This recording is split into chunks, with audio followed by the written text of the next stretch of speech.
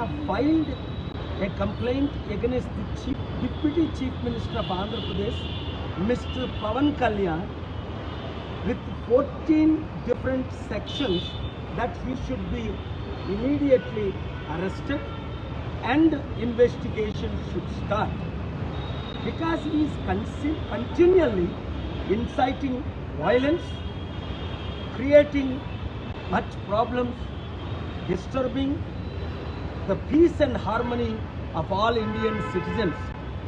He is criticizing the honorable courts. He is fabricating and misleading, manipulating. Pawan Kalyan, do you think you can fool billion Hindus by claiming yourself as a Sanatan Dharma? You've said many times you are Christian and Muslim, you baptized, your wife baptized. But why you are claiming yourself as a Sanatan Dharma and disturbing, talking like a gangster, inciting the violence and creating all for political personal gain? You are not above the law. So this complaint I've just filed in Hyderabad Panjagota police station, copy to the President of India, Prime Minister of India, Chief Justice of India, my good friend Home Minister of India, Andhra Pradesh Governor, Speaker of Andhra Pradesh, and CBI investigation to immediately file the FIR and start the investigation with evidence under 14 different sections. ఈ రోజు October 7, 2024లో 40 సంవత్సరాల నుంచి నేను ఎప్పుడు police స్టేషన్కి ఇక్కడికి రాలా. 1-2 times డీజీపీని కలిసా.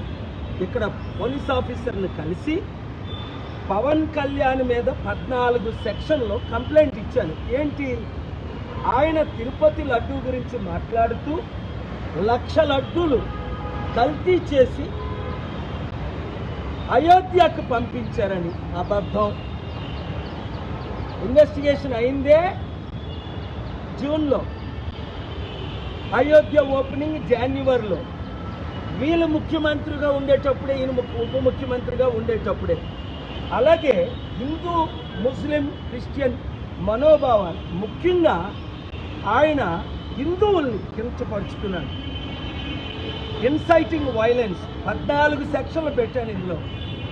అండర్ ఆర్టికల్ 8 ఆయన్ని ఇమీడియట్గా డిస్క్వాలిఫై చేయాలి. ఉప ముఖ్య మంత్రి పదవికి ఆయన రాజీనామా చేయాలి. ఆయన్ని అరెస్ట్ చేసి ఇన్వెస్టిగేషన్ చేయాలి. ఎందుకంటే చట్టానికి ఒక ముఖ్యమంత్రి కానీ ప్రధానమంత్రి కానీ అబౌవ్ కాదు. ప్రెసిడెంట్ వివి గిరియే కోర్టుని అటెండ్ అయ్యవలసిన రోజులు ఉన్నాయి మన ఇండియన్ డెమోక్రసీలో.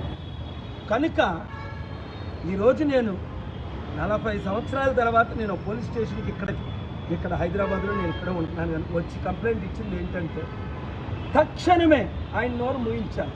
నేను అనేక సార్లు మీడియాలో చెప్పాను, తమ్ముడు పవన్ కళ్యాణ్ ఇష్టం వచ్చినట్టు పిచ్చికొక్క కరిచినట్టు వాగొద్దు. ఏయో మాట్లాడుతున్నావు, అవన్నీ రాంగ్. నీకు ఎవరు స్క్రిప్ట్ ఇస్తుంది ఈ సినిమా ఫీల్ లాగా నువ్వు చదివేస్తున్నావు, అది చట్ట విరుద్ధం. అవన్నీ రుజువులతో సహా ఈ కంప్లైంట్ ఇవ్వడం జరిగింది. తక్షణమే న్యాయం జరుగుతుందని నేను ఆశిస్తున్నాను. తద్వారా 145 కోట్లు భారతీయులకు, ముఖ్యంగా 100 కోట్లు హైందవులు మనోభావాలు దెబ్బతీశాడు. తిరుపతిని డిఫేమ్ చేశాడు, లడ్డూని డిఫేమ్ చేశాడు, ఫ్యాబ్రికేటెడ్ ఎవిడెన్స్ లేకుండా మిస్లీడ్ చేశాడు. నువ్వు అనుకుంటున్నావా పవన్, నువ్వు నేను సనాతన ధర్మం అంటే ఎవడైనా నమ్ముతాడా? నువ్వే అన్నావు నేను క్రిస్టియన్ని బాప్తిజం తీసుకున్నానని. మొన్నే నువ్వు రిజిస్టర్ చేయించావు నీ కూతురు హిందూ క్రిస్టియన్ అని.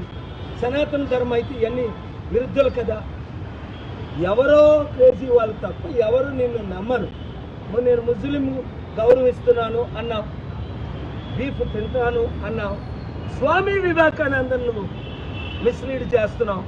కనుక తక్షణమే నువ్వు ఉప ముఖ్యమంత్రి పదవికి రాజీనామా చేయాలి.